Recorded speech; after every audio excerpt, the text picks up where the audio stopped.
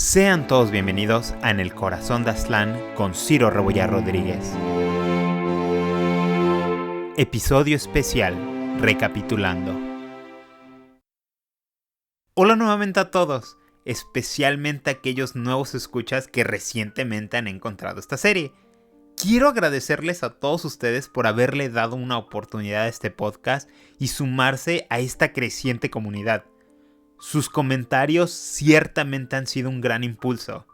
También los invito a seguir todas las redes sociales de este podcast, dejar una reseña en su plataforma de preferencia y compartirlo con sus conocidos y amistades. Realmente me ayudaría muchísimo. Y sin más preámbulos, comenzamos. El capítulo de hoy será un poco distinto a los demás, pues será de un formato más casual y conversacional, básicamente menos narrativo de lo que normalmente acostumbro. La finalidad de esto es dar un breve resumen o recapitulación de todo lo que hemos visto estos últimos 7 capítulos. Y de esta manera refrescarles a ustedes y a mí mismo la memoria de qué rayos está pasando. Además, creo que sería de mucha ayuda a la nueva audiencia para ponerse al día. Lo primero sobre la agenda es hablar o clarificar un poco cuál va a ser el formato de este podcast, ¿no? En el Corazón de Aztlán es una serie que de manera episódica va a buscar navegar los distintos temas, personajes y eventos de nuestra historia nacional. ¿Y a qué me refiero con de manera episódica? De que cada capítulo va a ir avanzando la trama sobre el anterior. Obviamente voy a intentar abarcar lo más posible, pero ciertamente me voy a concentrar en los detalles más importantes. Y a veces salto un poco en el tiempo, algunos han notado eso, pero realmente la trama sí va avanzando semana a semana.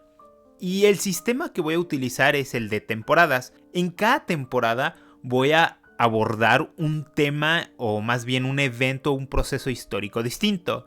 Esta primera temporada va a abarcar sobre el ascenso del Imperio Mexica y su encuentro con los españoles y, pues no por adelantarme demasiado, su eventual colapso. La segunda temporada va a retomar la historia, va a haber un pequeño prólogo sobre la colonia y ya la temporada como tal, el grueso, va a ser sobre el proceso de independencia de México. Y así va a ser, ¿no? Cada temporada va a construir sobre la anterior. Y entre cada una de ellas va a haber un espacio de tiempo en el que se va a publicar nuevo episodio.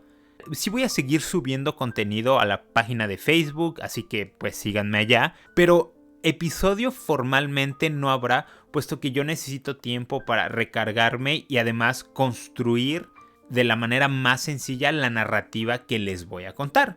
Así que por eso hay un espacio entre cada una de ellas. Con esto del formato resuelto, creo que es hora de entrar de lleno al resumen de nuestra serie.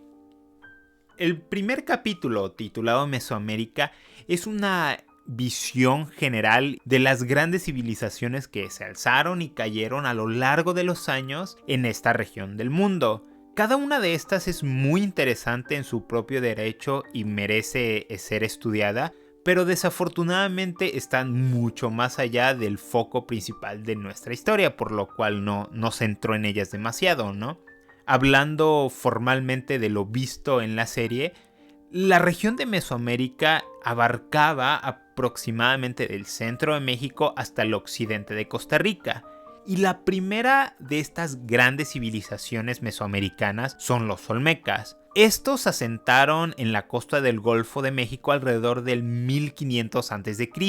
y son considerados como la cultura madre, pues muchas de las nociones que tenemos de estas civilizaciones mesoamericanas provienen desde los olmecas y tuvieron muchos éxitos en su propio derecho. Construyeron centros o ciudades muy importantes como La Venta, San Lorenzo, Tres Zapotes, así como logros académicos y científicos. Tienen piezas de arte como sus características cabezas olmecas y un sistema de escritura que pues no había antes, ¿no? En la región, así como la forma de medir el tiempo con los calendarios. Desafortunadamente para ellos los olmecas desaparecen misteriosamente. Realmente no estamos seguros de qué les pasó.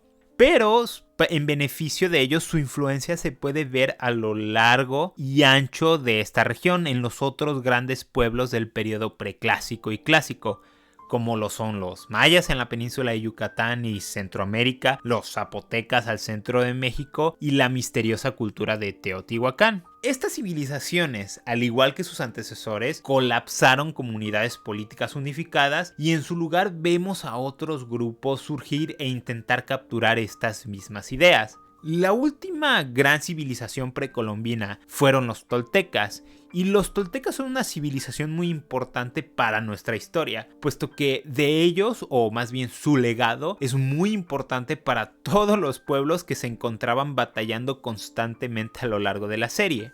Los toltecas son un pueblo que emigraron de la zona norte del país durante los años 900 después de Cristo.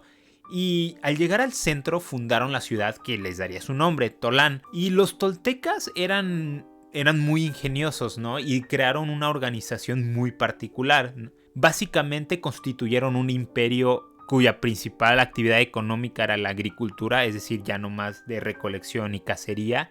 Y centralizaron el poder. Básicamente era un imperio unificado y centralizado. Y la forma en la que mantenían este imperio funcionando era con un ejército permanente y con guarniciones que cuidaban las diversas regiones de su imperio. Pero como todo imperio, eventualmente llegó su colapso. Y el colapso de los toltecas es igualmente misterioso como las otras civilizaciones de las que hemos hablado, ¿no? Hay ciertos indicios de cambio en el clima y de las estaciones del año que provocaron hambruna. Esta hambruna creó malestar social. El malestar social llevó a revueltas. El liderazgo tolteca, en lugar de estar unificado para afrontar esta crisis, pues básicamente se fracturó y entró en una guerra civil, y todos estos elementos combinados básicamente colapsaron al imperio tolteca. Pero ojo, los toltecas siguieron existiendo, ¿no? El gentilicio, solamente que ya no unificados, y esto se le llama un proceso de atomización política. Básicamente hubo una separación, donde cada ciudadcita o pequeño reino intentaba agarrar su pequeño rincón de influencia. Y vemos que los toltecas sobreviven, ¿no? Cuhualcán, que será una ciudad importante de la serie, de la que hablamos en los primeros capítulos, pues eran herederos de los toltecas.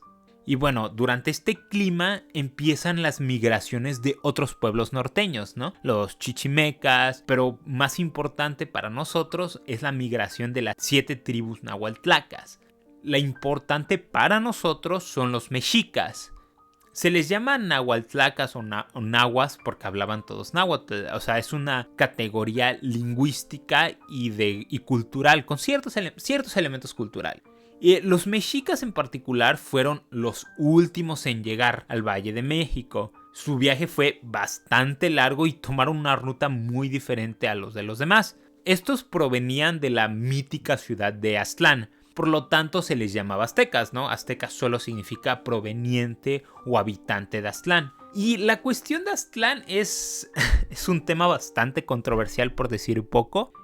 Hay un cierto debate sobre su existencia, pero yo caigo personalmente en la teoría de que sí existió. Y ahora, tomando en cuenta de que sí existió, ahora lo importante es definir dónde estaba. Es un laberinto interminable, pero para efectos prácticos creo que Mexcaltitán, actual estado de Nayarit, es un buen lugar donde situarla. Pero bueno, estos llegaron al Valle de México en 1250, y ahí acaba el capítulo 1. El capítulo 2, titulado El Rey Águila, aquí ya entramos más en los personajes que realmente van a habitar esta serie. Hablando un poco de su organización política, los mexicas, al ser su viaje una peregrinación sagrada, su organización política era teocrática, y ellos se manejaban en un sistema que actualmente algunos historiadores llaman como el Cuauhtlatoque.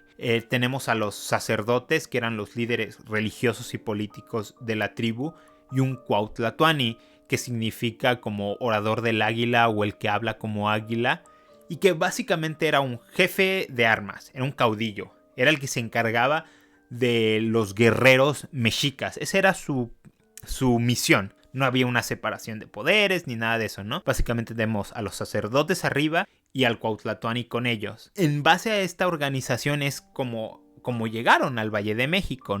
Y al llegar al Valle de México tenían muchísimos roces con los habitantes, en gran medida por la naturaleza guerrera y belicosa de los mexicas, así como su apatía de convertirse en tributarios de alguien más. Esto los empujó realmente a que siguieran marchando y marchando al sur, hasta que en el año 1276 se establecieron en Chapultepec. La situación política, por decir poco, era complicada. Básicamente todo el territorio del valle estaba ya ocupado y había una fuerte aversión por parte de sus vecinos hacia los mexicas, pues los consideraban una tribu invasora, ¿no? Y además, cuando se establecieron en Chapultepec, era un territorio que ya estaba, si no físicamente ocupado, otros pueblos tenían derecho sobre él, así que obviamente esto causó mucha tensión. Entre medio de esta tensión, los mexicas estaban como de, ok, nuestra organización teocrática es un poco ineficiente para abordar de manera rápida y decisiva todas estas crisis, ¿no? Así que necesitamos una cadena de autoridad clara y que priorice los aspectos militares, puesto que había una muy buena chance de que los atacaran en cualquier momento, ¿no? Así que para ello deciden elevar a uno de ellos como su Cuauhtlatoani y darle poderes extraordinarios. Elevan a un señor que se llamaba Huitzilihuitl en 1299. Y este Huitzilihuitl es considerado como el primer rey de los mexicas, el primer rey mexica. Esto es porque aunque ocupaba el cargo tribal de Cuauhtlatoani, tenía poder casi absoluto sobre las decisiones de la tribu. Básicamente desplazó a los sacerdotes y a todos los demás tomando él las decisiones. Pasaron de una teocracia a una monarquía, al menos por unos años. Y las razones por las que lo eligieron fueron tres principalmente. Se le consideraba de corazón valeroso, era muy ingenioso, muy trabajador. Y la segunda es que tenía conexiones familiares con los señores del valle, por lo que podrían posiblemente crear alianzas para sobrevivir la inminente guerra que se avecinaba, ¿no? Y la tercera y última es que era un buen guerrero, así que básicamente cumplía como con sus tres requisitos indispensables para abordar la creciente crisis. Y ese mismo año que fue nombrado, explotó la guerra, ¿no? Las razones específicas de por qué explotó son un poco misteriosas, pero es más bien una combinación de factores. La primera, es cierto que sus vecinos se sentían agraviados por el hecho de que ocuparan estas tierras. También no eran buenos vecinos los mexicas. En un episodio un poco oscuro, si así lo queremos ver, capturaron a ciertas personas de los poblados aledaños y los sacrificaron para una ceremonia, la llamada ceremonia del fuego nuevo, que veremos en el episodio 6. Y esto obviamente no le causó nada de gracia a sus vecinos, los cuales decidieron, ¿sabes qué? Vamos a invadirlos, vamos a deshacernos de estos, son muy peligrosos, son muy feroces, lo mejor es librar el mundo de los mexicas. Y la guerra de Chapultepec, como se le llama, fue extremadamente rápida, pues fue una coalición anti-mexica bastante impresionante. Una vez son derrotados, no los destruyen completamente. Gran parte de los mexicas son entregados para ser siervos o vasallos del rey de Cuhualcán, Coxcox, ese era su nombre. Otro gran contingente de mexicas simplemente huyó, aunque fueron rastreados y asesinados, y un gran número de mujeres fueron entregados a los tepaneca, que son un pueblo muy importante y que son, como han notado algunos de ustedes, como los segundos protagonistas de esta parte de la serie. Bueno, con eso terminamos el capítulo 2 y pasamos al capítulo 3. El capítulo 3, titulado Este es nuestro hogar, básicamente estudia lo que pasó inmediatamente después de la caída de Chapultepec. Y los mexicas crearon toda una mitología alrededor de este evento y había mucho revisionismo histórico. Básicamente, según su versión de los hechos, alguien que pertenecía a la tribu empezó a esparcir rumores sobre que los mexicas eran malos, de que los mexicas no eran confiables, de que eran unos bárbaros, de que eran unos salvajes, etcétera, etcétera, y que esto hizo que sus vecinos fueran engañados o motivados a atacar a los mexicas, y además esto se combinaba con celos. Así que decidieron, ¿sabes qué? Vamos a deshacernos de los mexicas porque los odiamos, porque son muy buenos, estamos muy celosos de ellos, etcétera, etcétera. Y pues una vez derrotados, ellos decían, no nos llevaron en servidumbre a Cuculcán. El rey fue conmovido por Huitzilopochtli, así que nos invitó a vivir con él, ¿no? Así que ellos cambiaron su historia sobre ser derrotados y sometidos a fuimos derrotados, pero nos invitaron a vivir con ellos. Pero lo cierto es que últimamente fueron reducidos a la servidumbre y estaban en camino a ser tan solo un pie de página en la historia. Pero para su beneficio, los dejaron seguir viviendo como un solo pueblo. Es decir, mantenían su estructura tribal y un liderazgo separado al de los Culhuas. Básicamente disfrutaban un grado de semiautonomía. Esto les permitió que se reorganizaran y siguieran creciendo en número. Además, en este episodio introduje al personaje llamado Tenoch. Y hay dos Tenoch. Hay uno mitológico y uno histórico. El mitológico es aquel que los ha estado guiando a través de todos estos años, que nació aproximadamente en 1220 y que era el sumo sacerdote de Huitzilopochtli y era al que fue desplazado por Huitzilihuitl y todo eso. Y está el Tenoch histórico, que es realmente del que tenemos mejores datos y que es más plausible su existencia, ¿no? Pero que nació en 1299. Así que hay una gran diferencia entre ellos. Pero, digámoslo así, por el momento son uno mismo. Y durante este tiempo que estaban en Cuculcán, estuvieron saltando de aquí para allá. Realmente no sabían o no tenían un lugar específico donde vivir. Hasta que el rey les concedió tierra cerca de Tizapán, donde según podrían desarrollarse. Pero estas tierras, la idea era que se murieran, pues estaban según infestadas por serpientes. Pero los mexicas siempre habían sido como muy intrépidos, por lo cual cazaron a las serpientes y se las comieron. Esto los ayudó a crecer en población, puesto que las serpientes eran una muy buena fuente de alimento, de calorías, de proteínas, y pues eso hicieron. Pero su sometimiento no duraría muchos años. En el año 1303 ganan su libertad por dos razones: una guerra y después una expulsión. La guerra es básicamente Coxcox tiene problemas con otro señorío y sabe que los mexicas son guerreros así feroces e implacables y les ofrece un trato. Apóyenme, vayan conmigo a la guerra y todos los que capturen, todas las personas que capturen, se las pueden quedar como siervos, pueden hacer con ellos los que quieran, ¿no? Y ellos dijeron, ok, va, aceptamos, y lo acompañan en la guerra. Ganan y capturan mucha gente, pero realmente los mexicas aquí vemos un primer roce o toque de su excesiva brutalidad en muchos aspectos, ¿no? Inclusive para la época eran bastante violentos. Y esto horrorizó a Coxcox, que los expulsa de sus territorios, ¿no?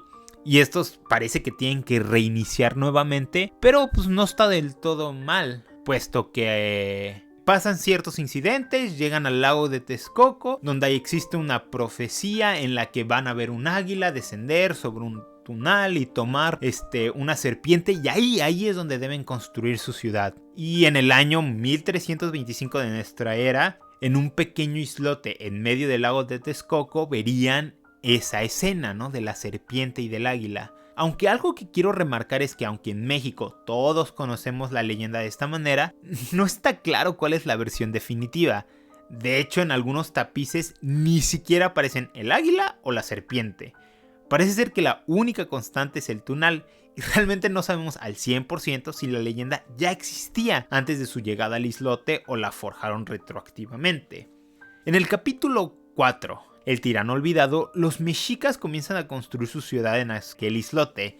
Dividen la ciudad en 4 barrios llamados Calpultin, que controlaban cierta tierra y se organizaban para festivales, guerra, limpiar calles, etc., ¿no? Esta separación de tierras causa conflictos internos y un grupo de mexicas forman otra ciudad llamada Tlatelolco, que será rival de los mexicas. Y aquí introduje a los tepanecas, que eran otra de las tribus nahuatlacas, que se habían asentado años antes y que se habían emparentado con los chichimecas, y esto los ayudó a realmente realizar una expansión con diversos liderazgos y a fortalecerse. Pero no eran todos poderosos, los tepanecas solo eran de los jugadores más fuertes en una región donde había muchos jugadores fuertes. Básicamente seguía esta separación o atomización política. En el año 1343 entra al escenario Tezozomoc, que es como el gran tepaneca o el más grande líder de los tepanecas. Asciende al trono a la edad de 30 años, o sea, era bastante joven, y aunque le faltaba experiencia y lo que quieras, lo compensó con una gran inteligencia, astucia y determinación. Y Tezozomoc utiliza muy bien a los mexicas para sus conquistas, y en el año 1344 deja que estos sometan a los curúas, o sea, básicamente les dieron una voltereta, y los mexicas entran a la Triple Alianza, ¿no? La Triple Alianza es un tipo de pacto o confederación de pueblos indígenas en las que era cierto grado de protección militar, intercambio. Los alcances y específicos de las alianzas son poco claros, pero básicamente era una relación especial que mantenían esos diversos pueblos. Y con esta ayuda, Tenoch en 1347 recibe el visto bueno tepaneca y se convierte en el último hombre en ostentar este título de Cuauhtlatoani. Ahora, entrando en el capítulo 5, platicamos sobre las múltiples redes de tensión política, étnica y militar que plagaban el Valle de México durante la primera mitad del siglo XIV, así como los personajes que buscaban capitalizarlas para sus propios fines. Lo anterior trajo como consecuencia décadas de lucha en diversos frentes, pero también fue una época de evolución y de adaptación, con muchos preguntándose si debían subirse a esta ola de cambio o rechazarla, y el hombre que mejor ejemplificaba esto fue Equinatzin, señor de Texcoco y rey de Aculhuacan. Él fue el gran rival del padre de Tezozomoc y de Tezozomoc mismo. Pelearon varias guerras y compitieron por diversos títulos. Equinatzin murió en 1357, ese es el final del episodio, pero deja un reino poderoso, aunque plagado por los diversos conflictos internos, que sería el gran aliado y el gran rival de los tepaneca. Y este drama entre ambas naciones será como el foco principal de los siguientes episodios por venir. Pasando al capítulo 6, salimos del drama entre los tepanecas y los aculhuas o los de Texcoco y nos centramos más en lo que estaban haciendo los mexicas en Tenochtitlán. En esta parte de la historia seguimos a Tenoch y sus reformas internas en las que planea transicionar de un gobierno teocrático a uno de monarquía hereditaria. Para eso hace diversas acciones como abolir el Consejo de Sacerdotes. Además, realiza por primera vez en 52 años la ceremonia del fuego nuevo, que es un ritual en el cual se renueva el pacto de la humanidad con los dioses y evita que el mundo termine. Básicamente esa es la finalidad. Involucra sacrificios, subir al Cerro de la Estrella, también conocido como el Huizachepehtl, y termina el capítulo con la muerte de Tenoch, un personaje que hemos seguido a lo largo de su vida y que ha sido instrumental para los mexicas y su eventual asentamiento en el Valle de México, en la isla de Texcoco. Y esta muerte, combinada con la de Equinatzin en 1357, nos traen al capítulo 7, el peso de la corona. Estos dos fallecimientos abren un vacío de poder en dos de las principales cabeceras del Valle de México, Texcoco y Tenochtitlán. En la primera de ellas eligen rey a Techotlala, que era el hijo de Equinatzin, y en la segunda, acontecida en 1396, eligen a Camapichtli. No entraré en grandes detalles de por qué los eligieron o qué razones dieron para ascenderlos al trono, ya que es algo que acabamos de ver. Pero estas elecciones realmente sentaron grandes precedentes para el futuro. Con esto hemos terminado propiamente el resumen de la trama. Ahora es momento de pasar a las preguntas que ustedes fueron muy amables en proporcionar. La primera, Altezan pregunta, ¿cuál es la etimología mitológica y real de la palabra México? Y la segunda es de Mario, que pregunta, ¿por qué se les dice mexica? Las responderé juntas porque ambas parten de una misma respuesta.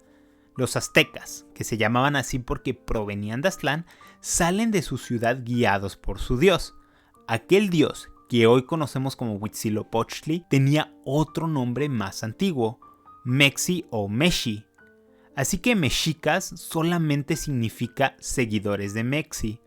Ahora, dicho eso, volviendo a la pregunta de Altezan, la realidad es que no estamos del todo seguros, pero hay dos teorías que parten de su significado etimológico, que es ombligo de la luna.